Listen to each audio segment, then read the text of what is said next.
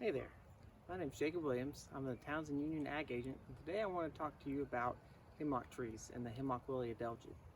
Hemlock trees are a really important part of our local ecology here in the southern Appalachian Mountains, as they're a tree that's able to grow in deep shade and create habitats for other living organisms around them. There's an insect called the Hemlock Woolly Adelgid that is attacking these trees, and it can kill trees if the trees aren't treated. So today I want to talk to you about how to identify a hemlock tree, and then how to treat that hemlock tree so that it's not killed by the Hemlock Woolly Adelgid. So the easiest way to identify a hemlock tree is by looking at the underside of the needles. As we take a close look to these needles, we're going to see two thin white bands on the bottom of each of those needles. And that's going to tell us that this is a hemlock tree. The needles are pretty flat on a hemlock tree as well. That's another tool that you can use to identify it.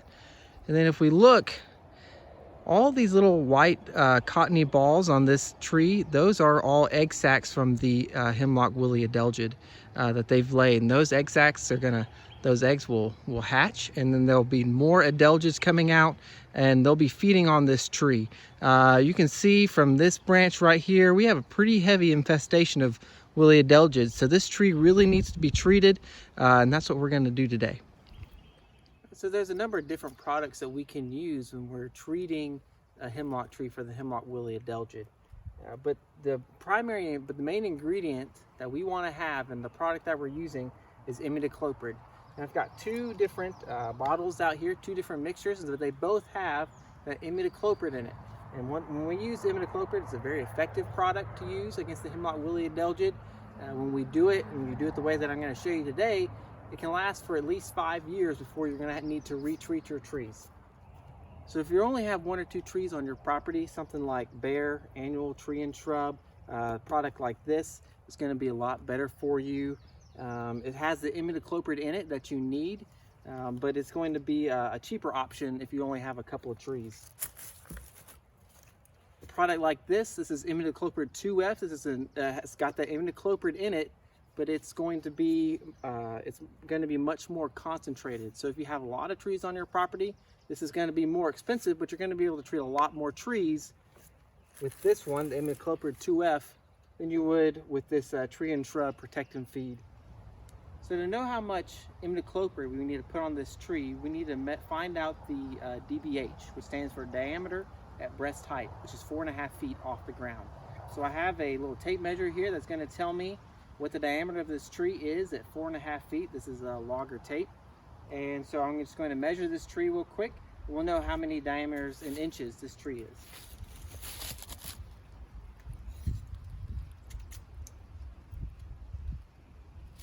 All right, I got 12 inches on this tree.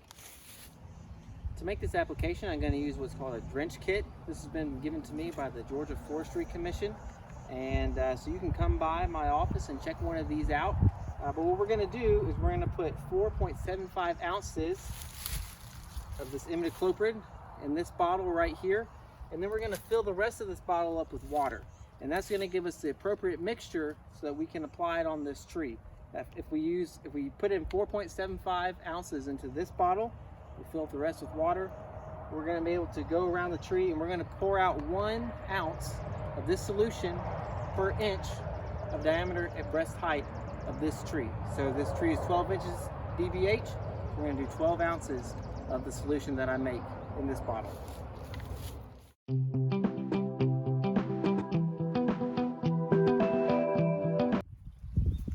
Now that I filled this bottle up with the water and the imidacloprid, I got my mix in this bottle right here. It's all nice and shook up. I'm going to pour out 12 ounces to my measuring cup here. Then I'm going to go around the base of the tree. I'm just going to pour it slowly out over the soil around the tree. We want to make sure that we keep it within 18 inches of the trunk when we're pouring. And we also want to make sure that we remove the duff layer. The duff layer is all these leaves and twigs, all that organic matter that's down around the base of this tree. I've already kind of gone through with my boot. I just cleared that out. And so we're putting it directly on the soil then, and we're not just wasting it on top of the leaves.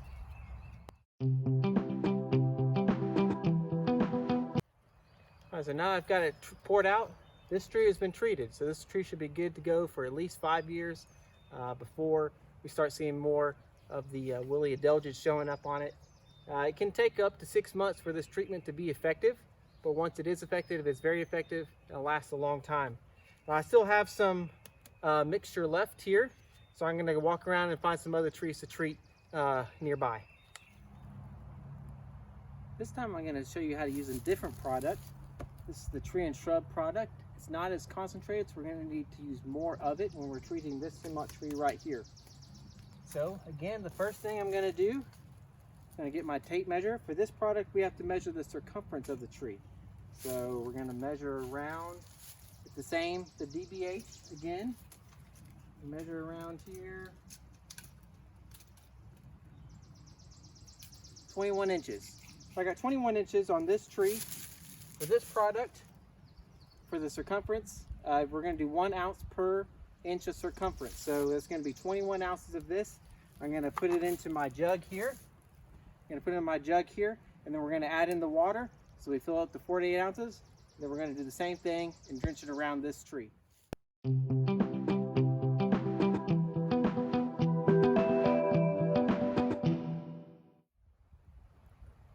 So one final thing that I want to show you today is this. This is a soil injector, and so this can be used to make treatments on the hemlocks for the Hemlock Woolly Adelgid. It's got a tank on it that goes up to 1 gallon, so you can put your mixture like what I demonstrated before.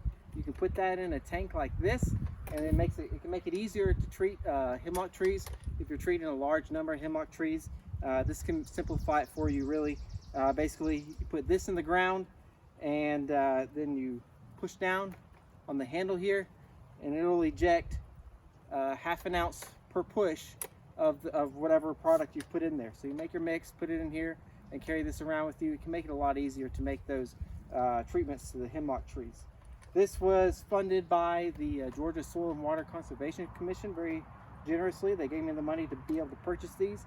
I have a soil injector in the town's office and in the Union County Extension office. So if you would like to borrow this, you may. It's a $250 deposit to be able to borrow this, and then you can check it out and you get your deposit back when you return it and it's in working condition. But it's a good tool to use if you have a lot of hemlock trees. If you're only treating a couple of hemlock trees, then you can use the methods that I've shown you earlier today. So in closing, there's a couple of things that I want you to remember when you're treating a hemlock tree. The Hemlock Woolly Adelgid only attacks hemlock trees, so there's no need to go treating all the other trees on your property with the imidacloprid to treat them for the Hemlock Woolly Adelgid, because it's only on the hemlock trees. That's why the hemlock identification is really important. The second thing that I want to emphasize is that you only treat trees that are on your property. Don't go out into the national forest and start treating those trees. There are folks, universities, that are doing research for predators of the Hemlock Woolly Adelgid that would naturally control the Hemlock Woolly Adelgid. So don't go out treating trees that aren't on your property. There are organizations that do that. If you would like to be part of that, you need to hook up with them to be able to do something like that. And the final thing that I want to leave you with is that out here today I was using an insecticide, which is a pesticide. Whenever you're using a pesticide, please always read the label first before you use the pesticide. It's going to tell you what type of PPE, like gloves, that you might need to be wearing when using this pesticide, tell you how to use it, how much to use, and that sort of thing. If you're looking at the label and it's confusing to you, just call your local county agent at the extension office, and they're happy to walk you through what the label says. So thanks, have a good day.